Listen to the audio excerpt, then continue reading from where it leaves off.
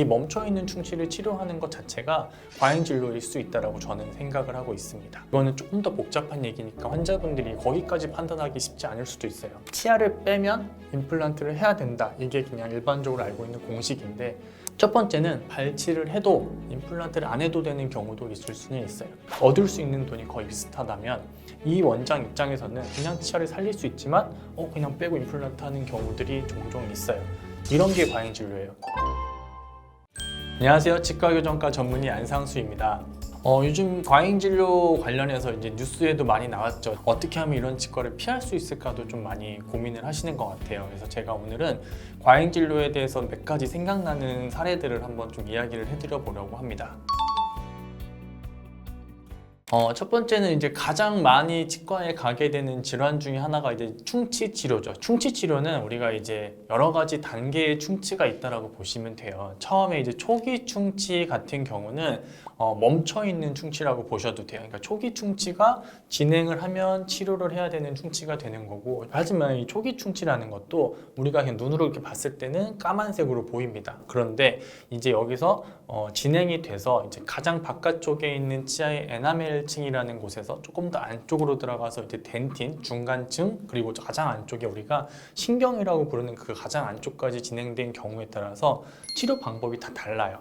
그런데 우리는 일반적으로 그냥 알고 있기로는 까만색은 충치 이렇게 알고 있으니까 치과에 가서도 까만색을 보여주면서 충치입니다 라고 하면은 치료를 해야 되는구나 라고 생각을 하는 거예요. 근데 여기서 까만색으로 보이는 것 중에 멈춰있는 충치가 있기 때문에 이 멈춰있는 충치를 치료하는 것 자체가 과잉진료일 수 있다고 저는 생각을 하고 있습니다. 그럼 이 멈춰있는 충치랑 진행이 앞으로 될 충치랑 이걸 어떻게 구분을 하느냐. 최근에는 진단 기술이 많이 발전을 하면서 이 충치 카메라 같은 게 많이 나와 있어요. 그 충치 카메라는 입안에 이제 구강 카메라라고 해서 조그맣게 펜같이 생긴 걸 입안에 집어넣고 충치를 찍어요. 그 충치가 멈춰 있으면 그냥 까만색으로 보이고요. 진행을 하고 있는 충치라면 빨간색으로 표시를 해줘요. 이게 어느 정도 과학적으로 입증이 된 거기 때문에 요즘에 꽤 많은 치과에서는 진단학적인 기구를 구비해 두고 사용을 하고 있습니다. 그래서 환자분들이 충치 검진을 받으러 갔을 때 원장님이 보시고 까만색 충치입니다. 치료하셔야 돼요. 하고서 막 물어보지도 않고 마취부터 하는 치과가 있거든요. 이런 치과라면 틀렸다라고 말씀드리는 게 아니고 거기서 한 번 정도는 의심을 하고 이게 충치입니까? 그러면 어떤 진료를 해야 되는지 그 이유가 뭔지 이렇게 얘기를 한번 들어보시고 이러이러한 이유이기 때문에 이렇게 치료를 하셔야 돼요 라고 정확하게 말씀하시는 곳에서 치료를 받으시면 과잉진료를 어느 정도는 막을 수 있을 거라고 생각을 합니다. 그리고 충치의 크기에 따라서도 이게 레진이라고 해서 가장 간단한 진료를 하는 것도 있고 인레이라고 해서 조금 더 복잡한 치료, 거기서 이제 신경치료, 크라운 여러 가지 종류가 있는데 이 단계가 넘어가는 거는 원장님들의 소견일 수도 있어요. 그래서 과잉진료의 영역일 수도 있지만 이거는 조금 더 복잡한 얘기니까 환자분들이 거기까지 판단하기 쉽지 않을 수도 있어요. 충치 치료에 대해서는 과잉진료는 제가 봤을 때는 충치 치료를 안 해도 되는 초기 충치들, 특히 우리 중장년 환자분들 같은 경우는 40이 넘어가면은 사실 충치라는 게 잘 진행을 안 해요. 왜냐하면 우리가 그동안 치아를 한 30년 정도, 한 10살 정도에 나온다고 보면은 오랫동안 사용했잖아요. 그럼 치아는 이제 온갖 세월을 느끼면서 좀 더 강력해져요. 그러니까 있던 충치가 진행을 할 수는 있지만 일반적인 경우에는 없던 충치가 40이 넘어서 갑자기 생기진 않아요. 그래서 어떤 조그만 충치가 있을 때는 그거는 멈춰 있을 확률이 높다. 그리고 두 번째 과잉진료에서 생각나는 거는 이제 잇몸병과 관련돼서 이제 임플란트라는 게 또 있죠. 치아를 빼면 임플란트를 해야 된다. 이게 그냥 일반적으로 알고 있는 공식인데, 첫 번째는 발치를 해도 임플란트를 안 해도 되는 경우도 있을 수는 있어요. 이게 중장년층들은 대부분은 치아가 좀 삐뚤삐뚤하죠. 치아가 빠졌을 때 그 공간을 이용해서 삐뚤삐뚤한 치아를 배열을 하는 교정치료를 통해서 임플란트를 안 할 수도 있어요. 교정치료라는 걸 해야 되는데 이를 뺐다고 임플란트 하는 게 과잉진료냐? 이건 절대 과잉진료는 아니에요. 그냥 환자분들이 찾아간 병원이 이제 교정 전문 병원이냐 아니냐에 따라서 치료 계획은 다를 수가 있고요. 그거는 둘 다 맞는 치료 계획일 수는 있습니다. 하지만 제가 임플란트에서 말하고 싶은 과잉진료는 요즘에 임플란트가 굉장히 저가로 광고가 많이 나와요. 30만 원대, 40만 원대 임플란트가 있어요.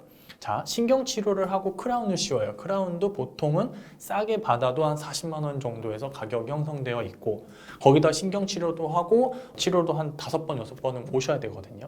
자, 그러면은 이게 신경치료를 해서 그 차를 살렸을 때 환자분들이 자기 치아를 오랫동안 쓸 수 있으니까 당연히 임플란트보다 좋은 건데, 의사가 이제 과잉진료를 하겠다라고 마음을 먹었으면 2번, 3번이면 끝나는 임플란트, 그냥 왔을 때 그냥 편하게 뽑고 임플란트 시술하는 게 더 쉬울 수도 있는데, 그 어려운 보험진료, 신경치료를 열심히 해서 그 치아를 살려봤자 얻을 수 있는 돈이 거의 비슷하다면, 이 원장 입장에서는 그냥 치아를 살릴 수 있지만 그냥 빼고 임플란트 하는 경우들이 종종 있어요.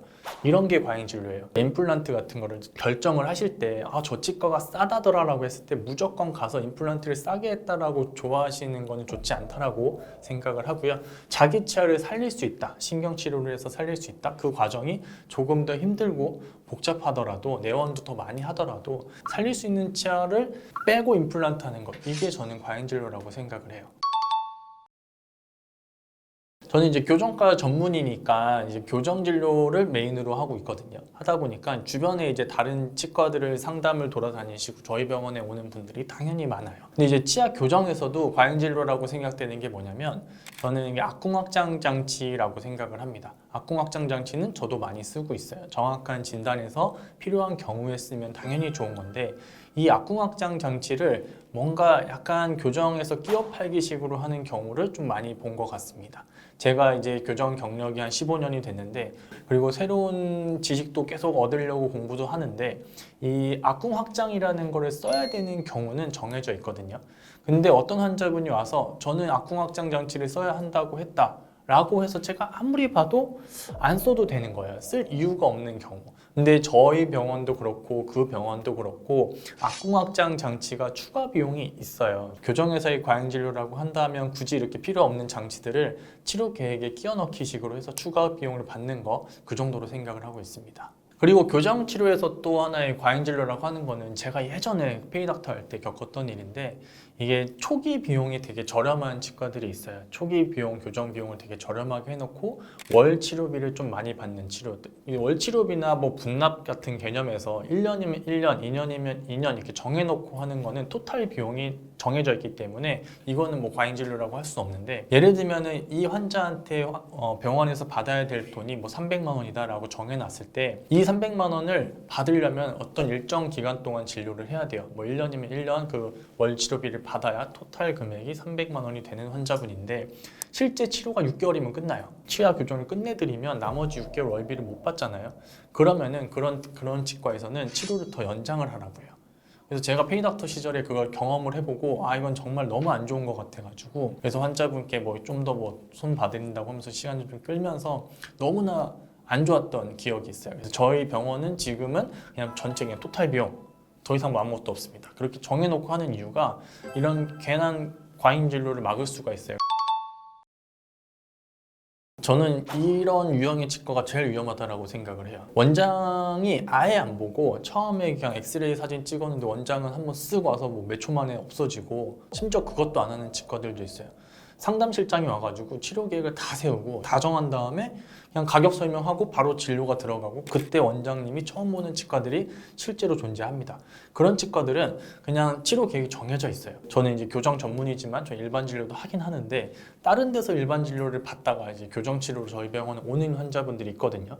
그래서 충치 치료를 해야 된대요. 그래서 제 입안을 이렇게 보면은 진짜 간단한 조그만 충치 몇 개가 있는데 뭐 인내의 신경 치료 뭐 얘기를 해요. 이게 어떻게 이런 치료 계획이 나오지? 라고 해서 저도 이제 그 이유를 알아야지 앞으로의 치료 계획을 세우니까 그쪽 치과에 전화를 해서 얘기를 해보면 상담실장이랑 저랑 얘기하는 경우가 굉장히 많아요. 또 원장님이랑 얘기를 좀 하고 싶다라고 하면은 원장님은 아직 진료를 안 보셨기 때문에 환자분을 모르고 치료 계획은 이렇게 확정이 됐대요. 상담실장이 치료 계획을 세우는 거는 진료 범위를 넘어가는 일이고, 엄밀히 따지면 이제 의료법 위반까지 갈 수 있는 문제입니다. 이게 그러니까 위임 진료랑 비슷한 이야기인데, 위임 진료라는 거는 불법은 아니에요. 불법은 아니고, 예를 들면 치아 교정과에서도 어떤 파워체인 고무줄을 건다든지 철사를 바꾸라든지 이런 게 다 원장의 오더, 그냥 어떻게 해주세요라고 하고 가고 위생사 선생님이 오셔서 진료 받는 거는 뭐 당연히 있을 수 있는 일인데, 그 과정 하나하나가 검사가 안 된다면 문제가 될 수 있어요.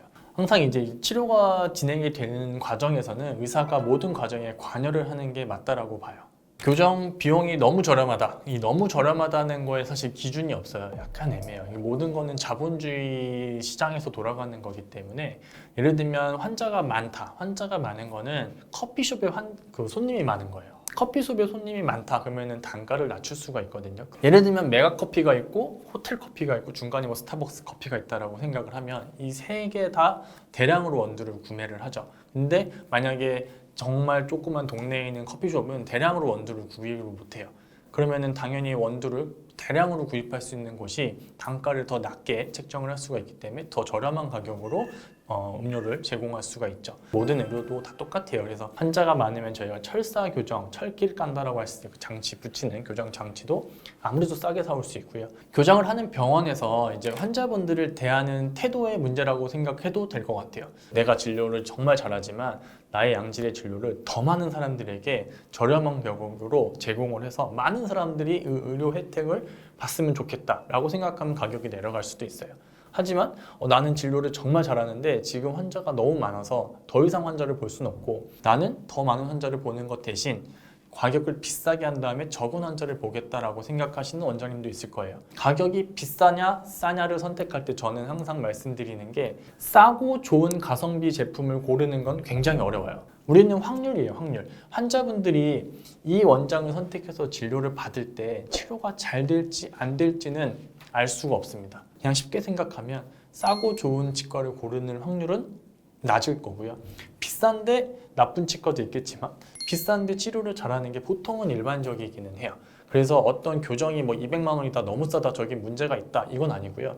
200만 원, 300만 원의 교정 치료를 해주면서도 좋은 진료를 하는 것도 분명히 있고요. 뭐 1000만 원 받으면서도 진료의 질이 안 좋든지 원장님이 친절하지 않다든지 여러 가지 문제가 있는 병원들도 있어요. 그래서 환자분들이 가격을 제일 첫 번째 요소로 치과를 선택하는 건 좋진 않은 것 같고 진료의 결과를 보시면서 선택하시는 게 좋을 것 같습니다. 이 교정 치과를 선택할 때 이제 양력이라는 것도 좀 많이 참고를 하세요. 근데 양력이라는 게 저는 사실 그렇게 많이 중요하다고 생각은 안 합니다. 이게 치아 교정이라는 게 결국 손기술이에요, 손기술. 우리가 손기술이 좋은 사람과 아닌 사람이 있거든요. 저희가 학교 다닐 때도 손기술이 좋은 친구가 있고요.